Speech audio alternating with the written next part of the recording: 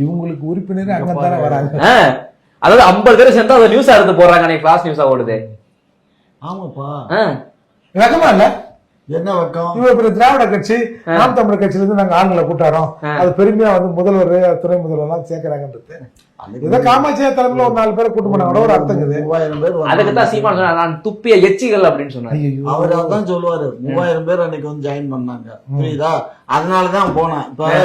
இப்ப சீமான் பேசி அவங்களுக்கு இல்ல, எனக்கே ஒரு மாதிரி வார்த்தை சொல்லும் போது இவரு எல்லாத்தையுமே எச்சினும் துப்பியும் பாரு, அதுக்கப்புறம் மஷ்ரூம் பாரு, அதுக்கப்புறம் பிசுரும் பாரு, சொல்லுவாரு பிசுரும் பாரு, மஷ்ரூம் பாரு, உசுருன்னு உசுரா?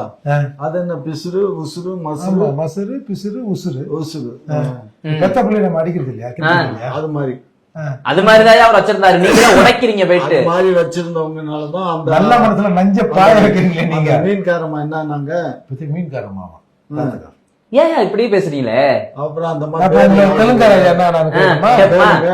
கேளுங்க, அந்த அம்மா பேர் என்னப்பா? அவங்களுடைய தொழில் என்ன சார்? தெலுங்கனுடைய தொழில் எல்லாம் சீட்டிங் தான். சீட்டிங். ஐயோப்பா, தெலுங்காரங்க சீப் இல்ல ஐயா, இந்த மாதிரி ஆளுங்களோட தொழில் சீட்டிங்.